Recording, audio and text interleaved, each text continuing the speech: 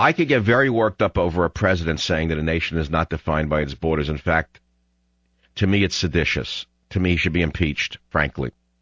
In fact, I've never been in a time like this where a president says he's going to dismantle our nuclear arsenal and not a word from Congress. The man says he's going to destroy NASA and end U.S. space supremacy, not a word from Congress. I mean, we all know about the other stuff, AIG. I don't even want to go into that. GM, that they bailed out and said it's profitable but never paid back its money, not supposed to notice that either. One thing after another without virtually a peep from the midstream media. They're like M&Ms in pants. They sit there like M&Ms in pants as show props for Junior Doc Duvalier. And now he wants to put in one of the most incompetent people in history on the Supreme Court. One of the most incompetent people in the history of the law about to be foisted onto the Supreme Court. She opposes the First Amendment, unless she agrees with what you say. She opposes the Second Amendment unless the guns are in the hands of her own bodyguards. But that doesn't occur to the press to be worrisome to them, because there is no press. How many times have I said the fourth estate has become the fifth column? How many times do I have to say it until you finally hear me? We have a Mexican president, a third world nation, a leader of a corrupt third world nation, comes to my country and gives a speech to my Congress, and he gets a standing ovation when he attacks this nation. But I expect that from the likes of a Nancy Pelosi and the dimwit, the vice president, whatever his name is, no one can remember anyway. The only vice president anybody can remember is the laughingstock Al Gore. So you want to talk about that? You want to talk about the market? Dow down 376 points, or that doesn't matter to you? Boo-hoo? I mean, I'm not in the market, so I don't really, have much to say about it. U.S. benchmark index is losing the most in more than a year. As reports cast doubts about the strength of the economic recovery, and European leaders struggle to contain the region's debt crisis. Commodities plunged and Treasury soared. The S&P, well, you know about this. It's not good. It's not something to celebrate. It's something that's bad to see a thing like this happening. Now, many people say, oh, who cares? I'm not in the market. You really should care, actually, because it's it's an indicator of the health of the nation, truthfully, even though it's all fake now. See, there was a day when the stock market was actually an investment in companies, and if the company was profitable and it reported earnings that were legitimate, the stock went up. That was a long time ago in American history, before the gangsters took over government and Wall Street. Before the oligarchs took over Wall Street and government, the stock market was a way for the average man to build some equity in companies that he could never build himself or own himself. But he could have stock in that company. And so he would buy into the blue chips. And if the blue chips did well, he did well. And he felt that he was part of the American dream. But that all went away under Bill Clinton, who destroyed the Glass-Steagall Act. Bill Clinton was the beginning of the end of the actual realities of the stock market. And it only got worse under Bush. Because as you well know, there's been a seamless transition of the oligarchs, which I would trace back to the era of Bill Clinton. The oligarchs began under Bill Clinton, and it hasn't ended yet. It's only gotten, magnified. So succinctly, yes, although the stock market is not based on reality any more than the dollar is based upon gold, still in all, we want a healthy stock market and we want a healthy dollar. So let's not celebrate this. We know the reasons that it's happening. We know that Europe is imploding because the Eurozone, so to speak, which is what Obama really is hinting at with the North American Free Trade Agreement. Remember we heard allegations years ago, and you said it was all right-wing lunacy when they talked about a North American Union where the oligarchs would try to fuse the United States, Canada, and Mexico in one new nation. Well, that's exactly what they've been doing since Bill Clinton. Remember the great controversy of building highways for Mexican trucks, highways for semis to come through from Texas into Texas from Mexico without inspections, and we said, are you crazy? And Bush did it. So, look, don't tell me it's all Obama, because I'm not going to buy it. The oligarchy started with all seriousness under Clinton. It got much worse under Bush, and now it's, of course, catastrophic under Obama. And so we don't know how this ends, but we do know that it has to end for us to retain the sovereignty of this nation. But now let's look at the euro and the Eurozone. The people opposed, in every country where they were permitted to vote, they opposed joining the European Union, the same way you oppose erasing the borders with Mexico. But the oligarchs, who basically are about a dozen men who are the most vile, evil men in the history of the world. Remember Dr. Evil in some of the movies? Well, guess what? He actually exists. He buys and sells currencies.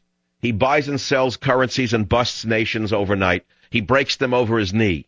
He's a man. He has a name. I'm not going to give you the name. But you know the name. Yes, you know the name. There are just a few men like that who can buy and sell a nation's currencies, and they hold them hostage.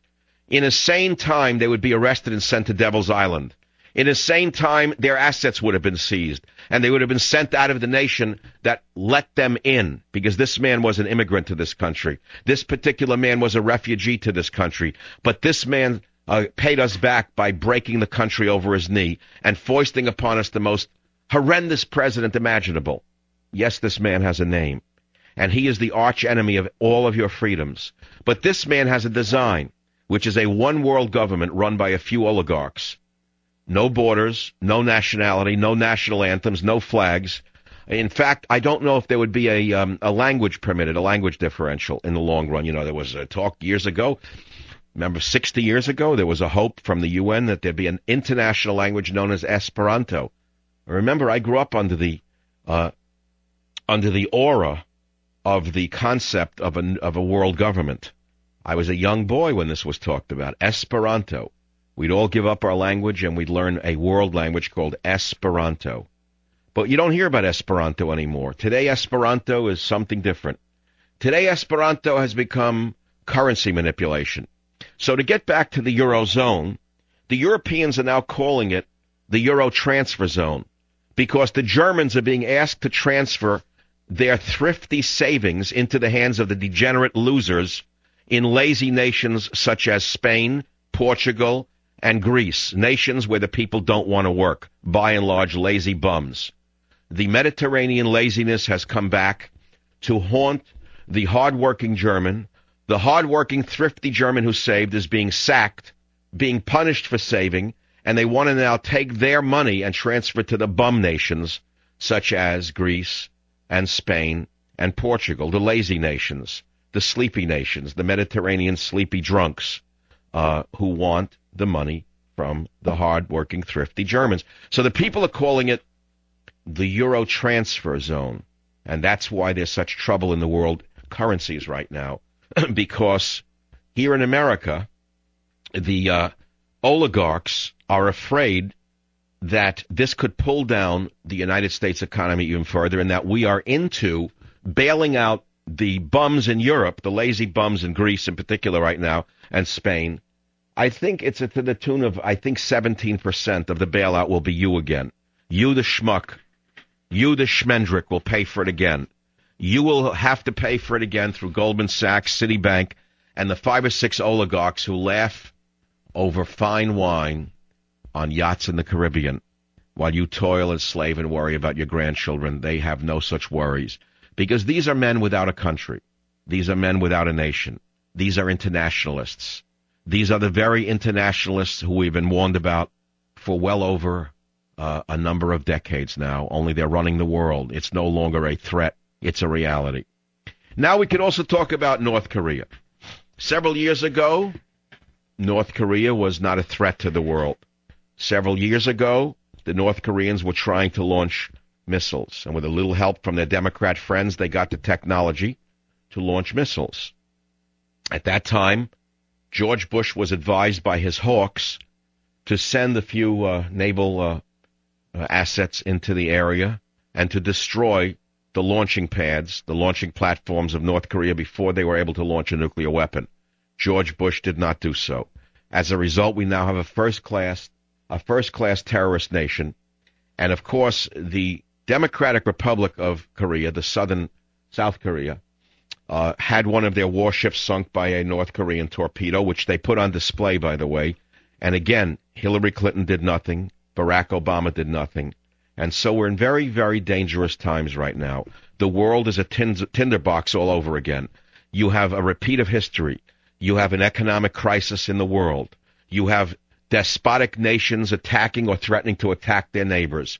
You have a pacifist running the United States of America the very same way that we had a pacifist running England, a man who, with his labor counterparts in the 1930s, did not want to look Hitler in the eye. They wanted to look away. They wanted to put their heads in the sand. Fortunately for England, they had a hawk who was building up the military, building up the British Navy, building up the Air Force. Do you realize that had the British not fought in the Battle of Britain against Hitler's planes and had those boys not sacrificed their lives, they would have taken England. The Germans would have taken England. The Nazis would have beaten the English, and that would have been over. Do you realize that the whole war hung on the backs of a few brave men and a few visionaries such as Winston Churchill? And what was one of Obama's first acts when he was put into the White House by the oligarchs? What was one of the first acts of this imposter? He took